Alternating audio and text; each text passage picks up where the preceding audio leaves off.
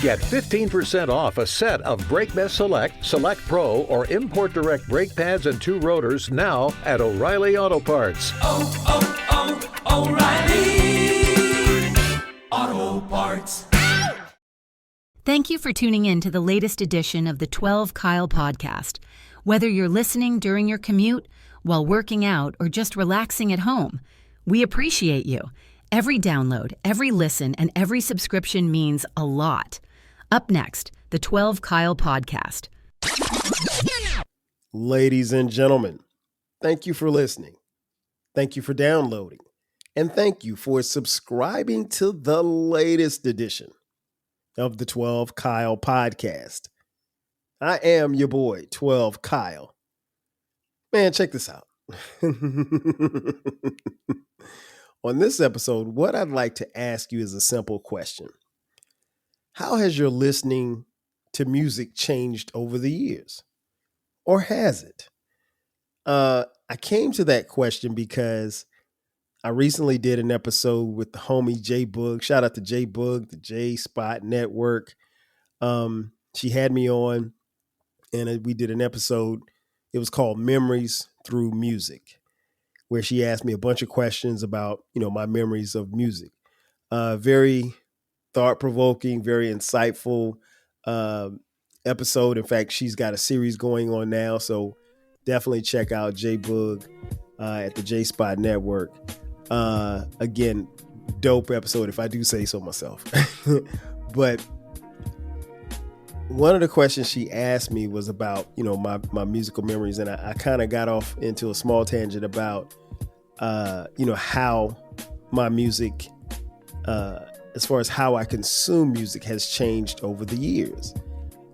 And I gave the analogy, and I'll give it again because it's worth repeating. My listening to music has changed over the years because I've changed and I've grown and matured. And the point that I tried to make was given the fact that when I was younger, right, the best thing you could do was ever to take me to McDonald's, because going to McDonald's to eat was a treat. It was something that you didn't do every day. And when you did it, it was something major. As crazy as it may sound. But I just really and thoroughly enjoyed going to McDonald's to eat McDonald's food, right? So after that, by the time I was in high school, McDonald's was, it was huge. It was a thing. I could actually get in a car and drive myself. And then by the time I got to college, it kind of changed a little bit. Now, I love to go eat at Applebee's, right?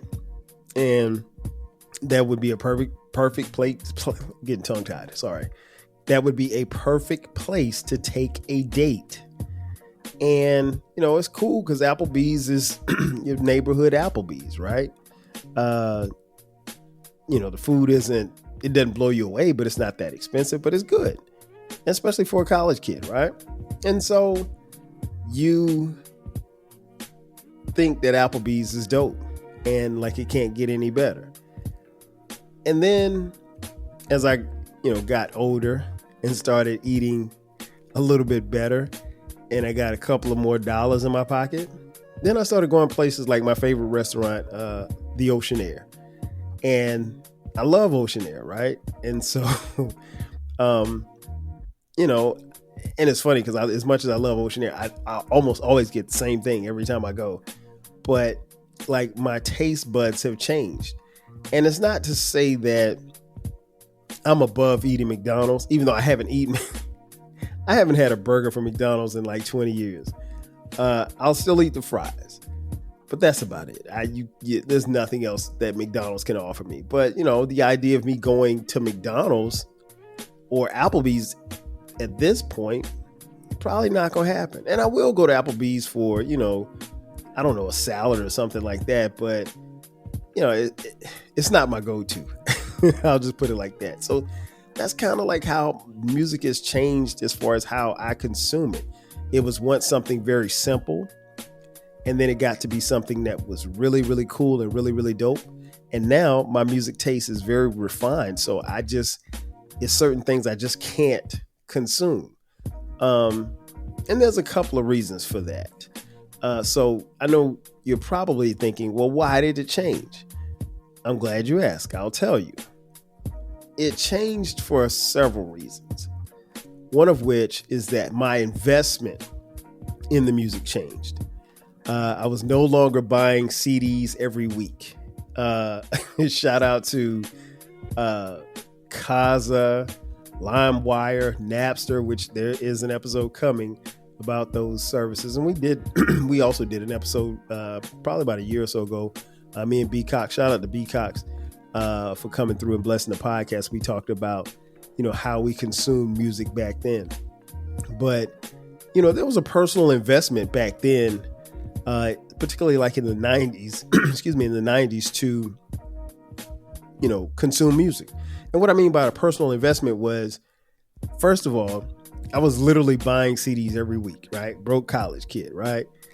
I'm at South Carolina State University, my alma mater, and, I'm buying music every week because that was the thing to do. And I didn't have a lot of money, but the little bit of money I did have, I was spending on CDs. And so you literally had to leave the dorm. I had to get in my car, drive to the Prince of Orange Mall in Orangeburg, South Carolina, leave the campus of South Carolina State University, go grab it, go pay for a CD, open it up, put it in the CD changer or what have you in the car, and give it a listen. So there was a personal investment. Like you literally, I couldn't just grab a cell phone and just start listening to music. It wasn't that simple. And because there was a personal investment, you really expected a lot from the music that you were going to listen to. Because again, you were paying for it. Now, full disclosure, like I have Spotify, and I think my kids have Apple Music. But like, so we pay for streaming services. So, or I pay, I should say. I pay for streaming services, but it's not the same as, going to the CD changer or the CD stand in your room and pulling out CDs. I missed that time. I don't have that personal investment anymore. And sites like Napster, and, Kazaa and LimeWire, they changed the game. They changed everything for me. So, it was just something where your personal investment really made a difference. And so, when music became free, all bets were off after that. So I didn't have the same feeling, if you will. And things really just changed for me because, again, the music wasn't free. It was now free as opposed to me paying $10 for it. So even in the sense of the music becoming free, because we were getting it from, illegally, if you will, from these sites, what I used to call secondary marketing, it made a difference. And even if the music, let's say I go to download the latest, I don't know, Tone Loc album. Let me not use Tone Loc. Let's just say I go to download the latest Big Daddy Kane album. If I log into Kazaa and I download it off somebody else's computer to my computer, and it takes a long time for that to happen. But once, I set my thing and I go to sleep and wake up the next morning, I got the new Big Daddy Kane album. And let's say it's just mid. Let's say it's not that good. Well, I haven't invested anything into that album. I mean, simply put, no harm, no foul. The only thing that happened was it just took me time to download it. But if the album's not good, it's no big deal to me. And wherein in years past, if I had paid for the Big Daddy Kane CD, and let's just say it was whack, oh, I'm mad as hell because now I'm pissed off. I've wasted $10, right? And I can't afford to waste $10. I'm not going to waste my money on music. So that was one of the ways that it changed because My listening changed because of my personal investment or lack thereof into the music. Another way that it changed was the quality of music kind of declined. Well, actually, I can't say kind of. It declined. I think the music, particularly rap music and R&B music, it really became oversaturated. The market really just became oversaturated. Um, and I'll use an artist like Lil Wayne. Lil Wayne, it's so interesting to hear people talk about Lil Wayne because Lil Wayne's mixtape run was incredible. There may not be another hip hop artist that had the kind of run that Lil Wayne had as a mixtape when he was putting out hundreds of mixtapes. Not hundreds, but you get my point.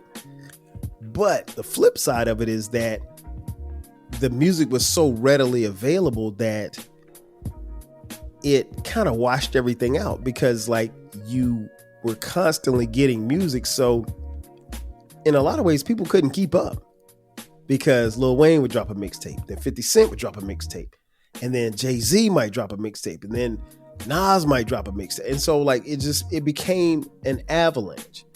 And, you know, simply put, an artist like Wayne, when you produce music like that at a rapid pace, you really don't give the audience a chance to miss you.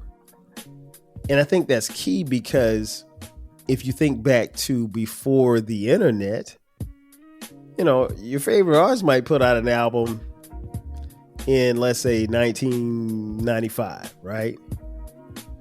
They put out the album. Maybe they go on a tour for a year or two. They tour the United States, then they tour the world. If it's successful, maybe they jump on a remix or something like that. But you probably won't get another album from them for another 2 or 3 years. So, you know, our favorite artists were producing albums. Some were coming, you know, year after year, like Jay-Z, but he was recording on an epic pace. But for the most part, your favorite artists, you probably would hear from them in about 2 or 3 years, every 2 or 3 years. And what was interesting was that you consumed the music so much, and so it was so important to you that you really cherished and relished the music that you got. So you didn't get the newest Lil Wayne mixtape and say, oh man, I can't believe what he's about to do next. What do you mean? You got the tape in your hand. Why are you worried about what's next? So it really just changed. So yeah, I think the quality of music declined, and it forced us to really just kind of take what was given to us. And if you have an artist that is constantly giving you music, then it does water down the product to some degree. And even for me now, when somebody comes out with, unless it's somebody that I really want to hear, there's no sense of urgency for me to listen to it, because guess what? The music isn't going anywhere. It's always going to be here, right? So to me, you don't really get the music that actually, what we call, stick to your ribs. The music doesn't stick to my ribs anymore. And, you know, it's unfortunate. So at this point, you know, those are just a couple of reasons why I think the music, or at least how my listing has changed over the years. I tell you what, it's time for a quick commercial break. So we'll take a break, and on the other side, we'll come back and I'll tell you a few more reasons why I think the music has changed. Sit tight. We'll be back in just a second. Are you feeling nostalgic for the golden eras of rap and soul music? If so, tune in to the Rap Soul Podcast. We are your weekly journey through the 80s, 90s, and 2000s, spotlighting the music and the hidden gems that shaped the soundtrack of our lives. From the powerful beats to the soulful melodies, we bring you the best of the past with fresh insights and stories. Rediscover the music that defined a generation. Subscribe to the Rap Soul Podcast and enjoy the vibes. And just like that, we are back. Thanks again for checking out this edition of the 12 Kyle podcast. I am your boy, 12 Kyle. As I mentioned before we went to the break, I wanted to give you a couple of more reasons as to why I think my listening has changed over the years, and maybe yours has too. But I definitely want to hear from you as to whether or not your listening has changed as far as how you consume music. Number 3 point that I'd like to make is I personally think that the record labels stopped caring about the music. It really became a point of, okay, we've got this music out here, right? And we need to figure out how we're going to profit off of it. Because the thing about it was when you had these illegal sites like Kazaa and LimeWire and Napster, what happened was they stopped making music. Record labels stopped making music because now all of the music is being pushed in a different direction and fans are getting it for free in essence. And they're no longer going to Best Buy or Radio Shack, going to a record store and purchasing music. They were, going like what I was doing, going to Best Buy, buying a bunch of blank CDs so that when I download the new Big Daddy Kane or the new Nas album or the new Mary J. Blige album, I can download it to my computer, burn it to a CD in my hard drive, and now I have the physical copy of a CD that I only paid, $10 for 10 CDs, 10 blank CDs. I mean, it's a killer. It was a game changer. So I think record labels and the fans for that matter too, I can't put it all on record labels. I think they both stopped caring. And like I said, when you give fans but so much, they have an overabundance of stuff here, then they have no reason to care about it as much as you would like them to. And I think that was part of the downfall. And then it got to a point where with music, as far as how I was consuming it and my listening pleasure or displeasure with the artists, especially as the internet advanced and social media became a thing, it really became, for some of these artists, it became about everything but the music. Like you could get on Twitter and see what your favorite artist was eating or drinking for breakfast. And you could see them turning up in the club. You could see them promoting all kinds of brands. And they gave you everything but the music. Like, I marvel at the great Cardi B. Cardi B has done a lot. She's jumped on a lot of songs and rapped her little self away. But if I'm not mistaken, Cardi B's only made one album. Am I correct? I mean, y'all could correct. I'm not a Cardi B fan. I don't dislike her, but I don't listen to her music. But if I'm not mistaken, she's only made, at the time of this recording, she's only made one studio album, and she's been out for a few years now. And I mean, so for somebody like her, it's about everything but the music. And the fans honestly have said that they're okay with that. For me, it kind of cheapens things because now it's not about the music. And in my opinion, it should have always been about the music.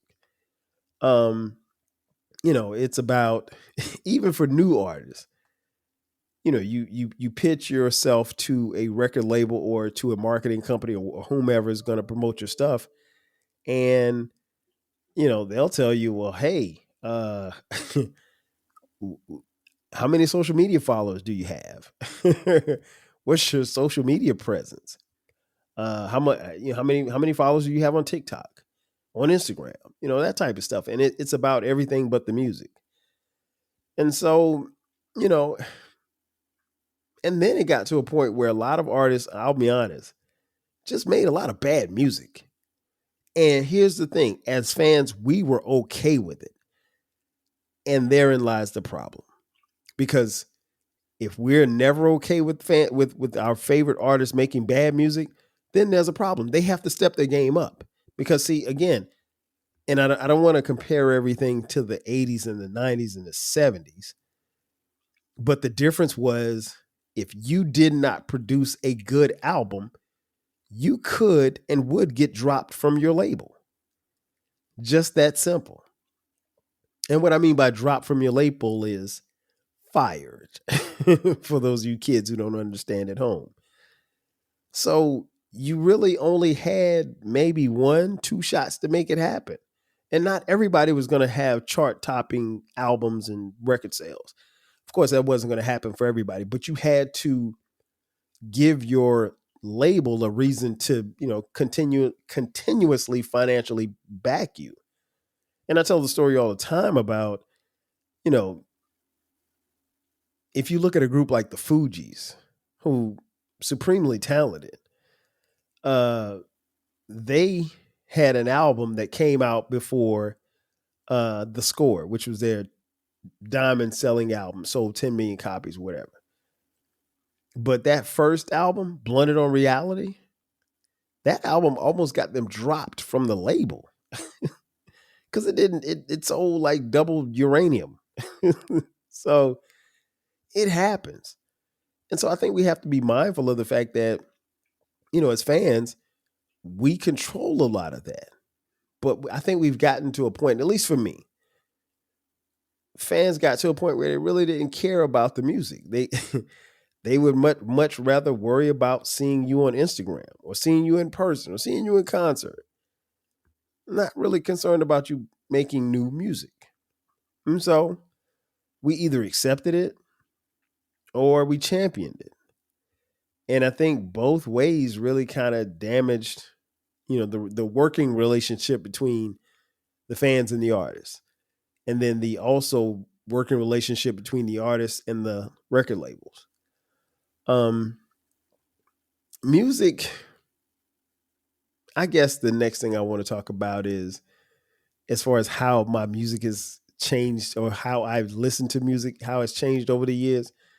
To me, music just sounded better in a different era than the era that I'm currently in right now. Does that sound snobbish? It depends on who you ask. I like things a certain way. I like it to sound a certain way. I like music to feel a certain way. If you think that's snobbish, I'm cool. You can call me a music snob. I just might be one. I don't know.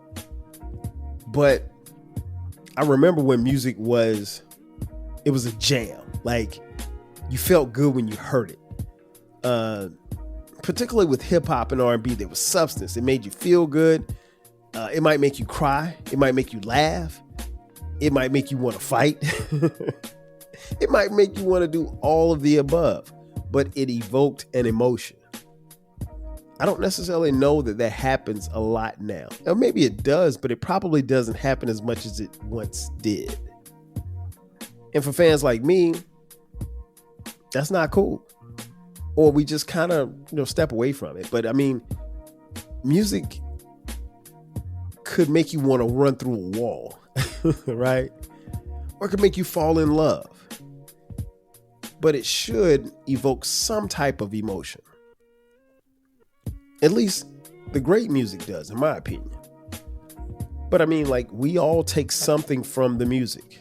And so I've been asked that question before. Are you a music snob? If you call me a snob, again, I'm not offended. I like what I like. And what I've liked has gotten me this far. And that doesn't mean that I won't listen to music of today, because I do. It's just a lot of it I just can't consume. Or I grow very tired of it very quickly. And I mean, when I spoke earlier about music kind of sticking to your ribs, when's the last time you heard an album that like just hit you and you had to stay on that album? Like, you didn't want to hear anything else.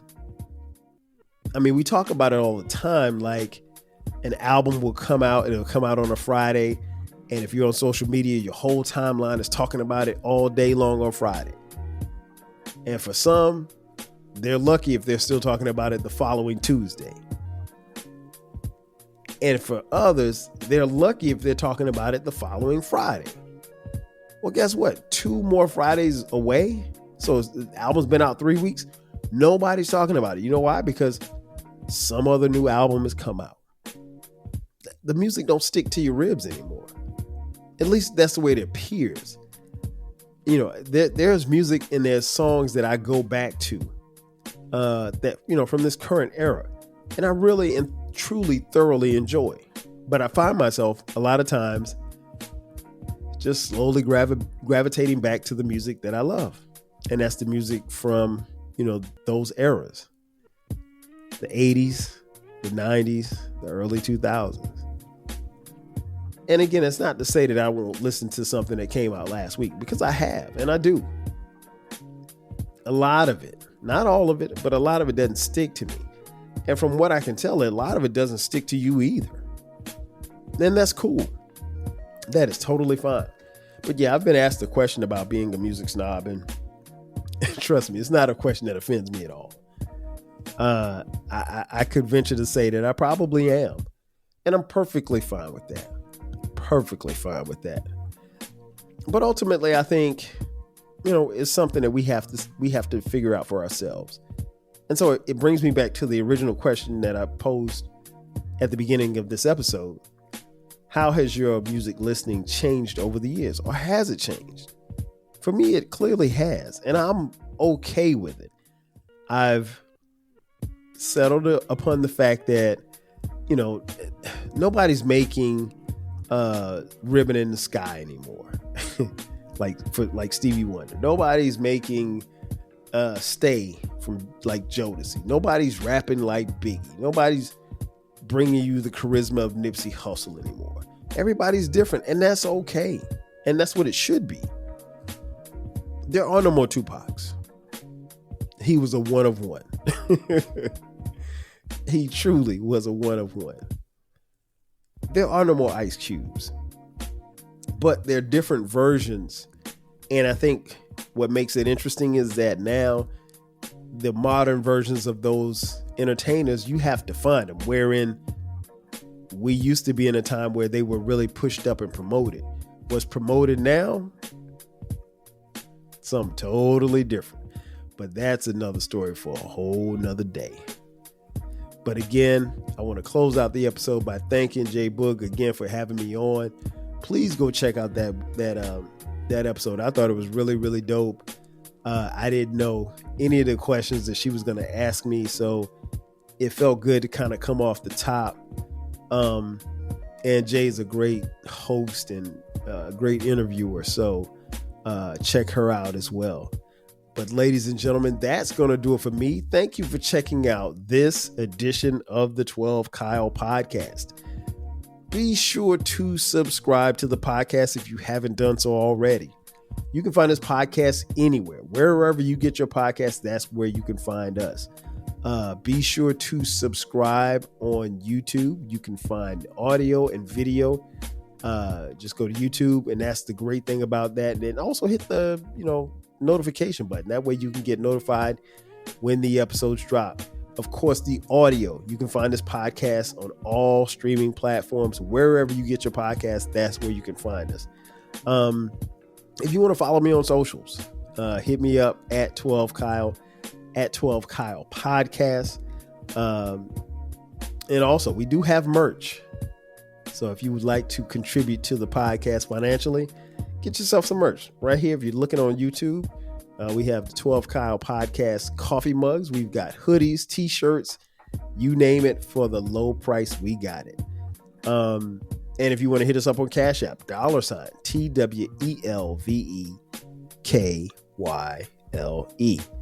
And before I go, let me remind you, I have a new baby. Not literally, but I have a new baby. It's called the Rap Soul Podcast. It is a brand new podcast that I just started. Do yourself a favor. Do me a favor. Go over there, subscribe. You can find it wherever, just the same way you find the 12 Kyle Podcast, YouTube as well. The Rap Soul Podcast. I call it the intersection of rap music soul music, hip hop music, R&B music from the 80s, 90s, 2000s. We got album reviews, we got artist features, we got just great conversations over there. It just started, so do me a favor, do yourself a favor. Subscribe. And that's going to do it for me. I am your boy 12 Kyle. I'll catch you guys next time. 5 G's. Yeah. Thanks again for listening to this episode of the 12 Kyle podcast. If you enjoyed this episode, make sure that you hit the subscribe button and share this podcast with a friend who needs the 12 Kyle podcast in their life. Every listen, every download, and every share helps us grow. Thanks for being a part of the 12 Kyle podcast community. We appreciate your support. We will catch you next time. 5,000.